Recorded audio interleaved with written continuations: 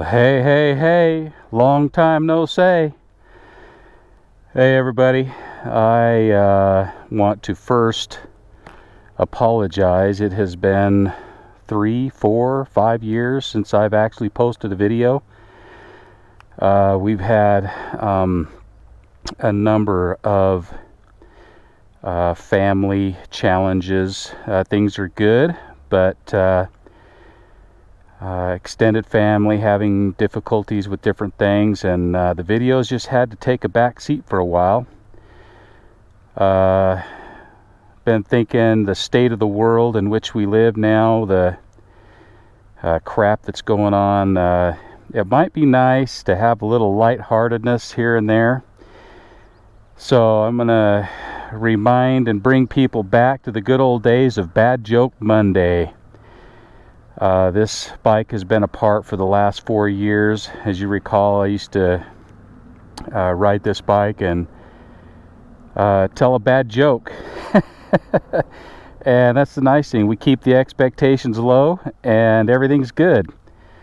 As you guys know, this is a Motorhead channel, so I'm just going to give you a brief rundown. This bike used to have a smaller tank. My good friend Todd Kirby, who is an amazing, absolutely brilliant, talented airbrush artist. You guys have seen the other bikes, and the airbrush that he does is insane. But that tank was so small, it only held a little over a gallon of fuel. And it just wasn't enough to really get going anywhere. So instead I have that tank, but it's removed, and we've redone this bike with a bigger tank. It holds 3.2 gallons now. And while it was down, we pulled the motor apart and found some problems that have plagued this thing from the very beginning of its life that have now been fixed.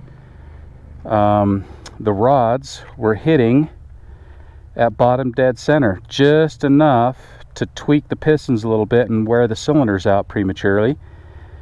That's been repaired. We found the exhaust cam was ground wrong from the factory, so we've got new cams. I think they're 650s. This is a 120 cubic inch Delcron 4-cam drag engine, so it's got a billet case, Patrick Racing cylinders, zipper heads, dual Mikuni 45 HSR carburetors, and I'm just running these velocity stacks right now. I just like the look of them. Of course, we got dual carbs and Baker 6-speed, open primary, 3-inch belt, and I just honestly, you guys remember this bike started life in 2006. 2012 I put it in the show at the Autorama by the request of my homie Todd Kirby that did the paint, and it won best paint, it won first place ground up build, and it won best of show. And but that's not why I like it. I like it because I built it, and it's just part of me, and it fits me, and I love it. So let me start it up so you guys can hear it. It's got decompression fittings both heads.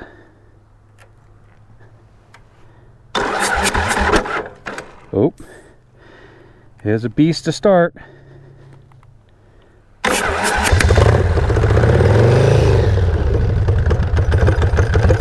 if it'll idle. It's a little cold still.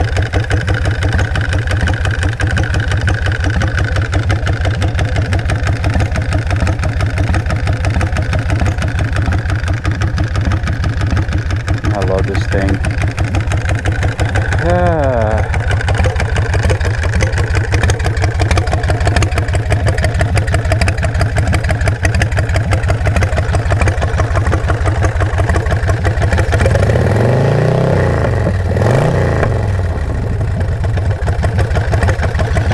All right, you guys ready for a bad joke? Let's go for a little ride, homies. It's been a while since we rock and rolled. I'm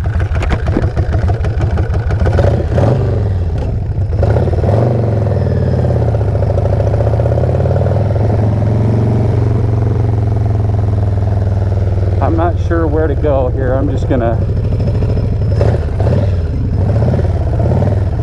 lollygag here.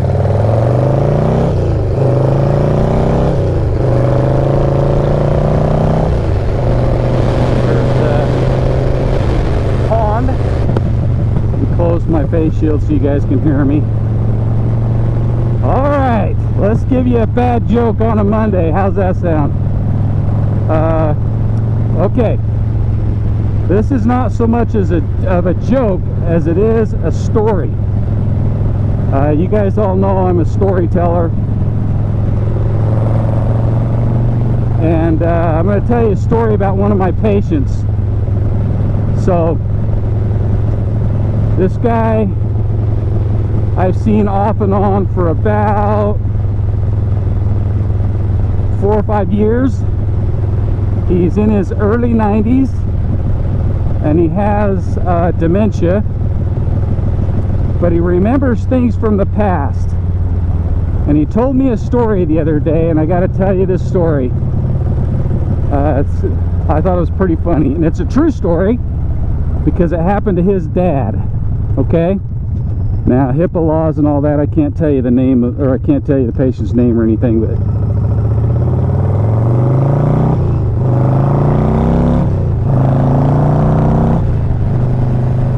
so this guy tells me he loves trains. In fact, he took me down to his basement one time, and he and his wife built a model train set with all of the buildings and all of the things that are in there are named after his children and his grandchildren. So it might be, you know, Peggy's grocery store, and his daughter's name is Peggy, stuff like that. And so he's telling me how much he loves trains, and his dad, sorry, they've been doing road work down here, I'm going to turn this way. His dad just happened to be an engineer for a train, for one of the big, I think Rio Grande or something like that. And his dad used to be gone sometimes for taking care of his route with the train, and he loved his job as a train operator, as an engineer. And one day his business had a bring your kid to work day, bring your child to work day. And so he happened to choose this son who is this patient of mine. And this son, who is my patient, was so excited because he was a young kid, and he was so proud of his dad who was a train operator. He just loved knowing that his dad drove or operated, or however you want to call it.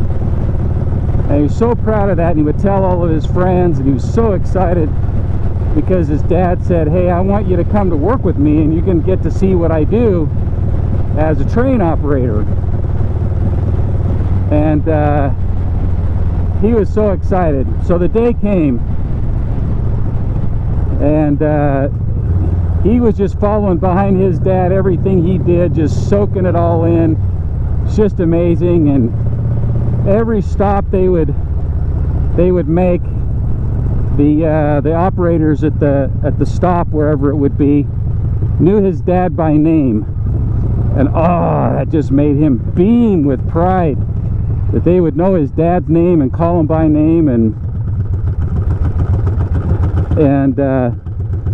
he was just so excited. He was stopping at every stop and enjoying watching his dad do his job, and he was so proud of him. And then they left one station, another station. Pretty soon they started getting out in the middle of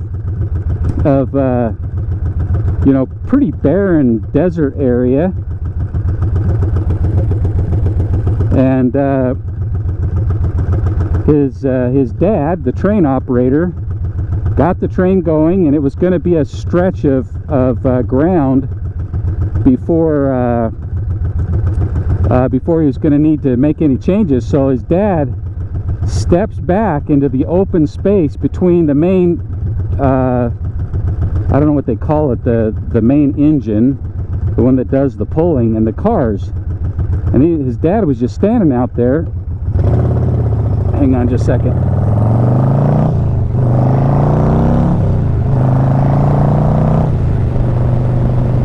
His dad was just standing out there and watching the landscape go by, and it was beautiful. And his son, who was my patient, was just sitting there staring at him, and it was like this euphoric moment of just coolness for him, you know. He just, man, I just sat there and I was just in awe of watching my dad, and it was just amazing.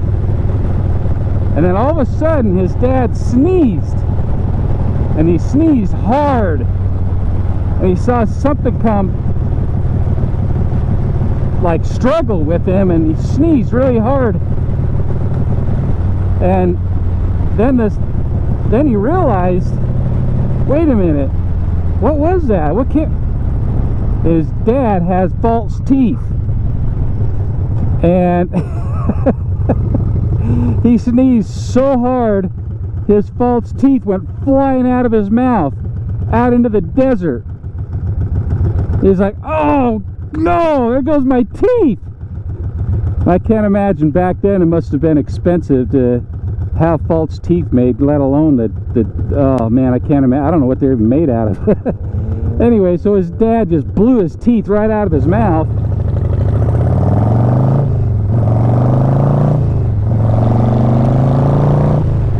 And his son was like, oh no.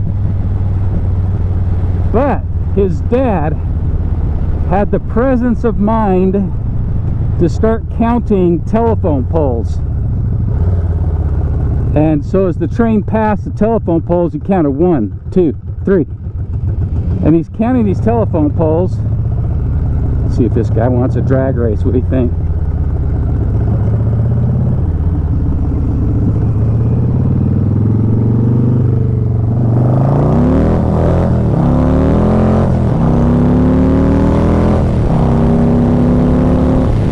Sorry, she was spinning in the first 2 gears. I had to let off it a little bit.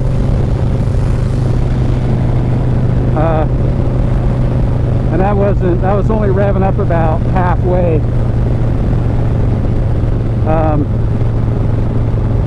Boy, I'm distracting. You can tell I'm out of rhythm on this deal.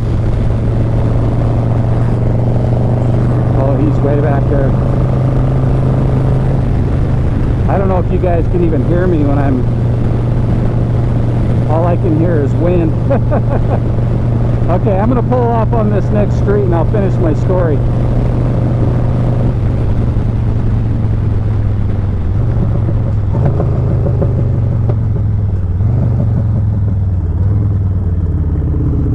Sorry, I can't roll on it real hard in first, second gear. Sometimes you can in third, but it'll just start spinning. And then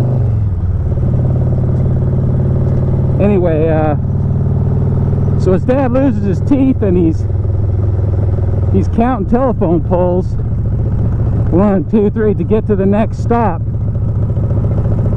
And this patient of mine, the son, he's just distraught. He's like, what's dad gonna do?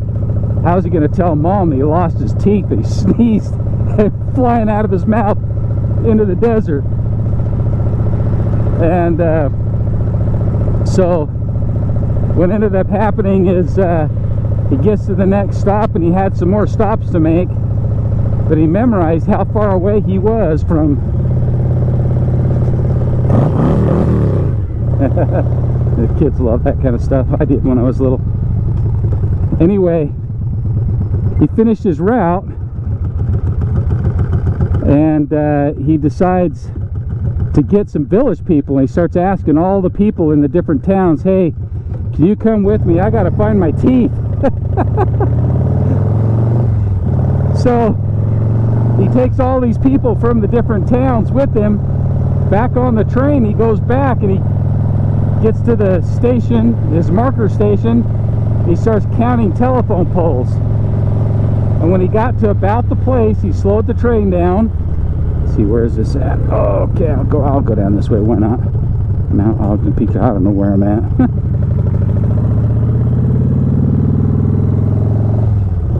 And everybody got out in the desert and they started looking around trying to find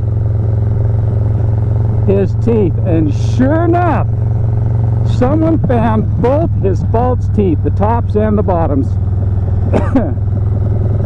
Brought him back to him, and he cleaned them up, stuck them in his mouth, and off he goes. And they had to take all the village people back. But they found his teeth. He was so happy he found his teeth. I thought, this is crazy. I've never heard anything like this before. Well, what ends up happening is some big newspaper in New York found out about this story. I can't see, thanks homie. And so they wrote an article telling the story about the missing teeth and how they were found. Hang with me, folks.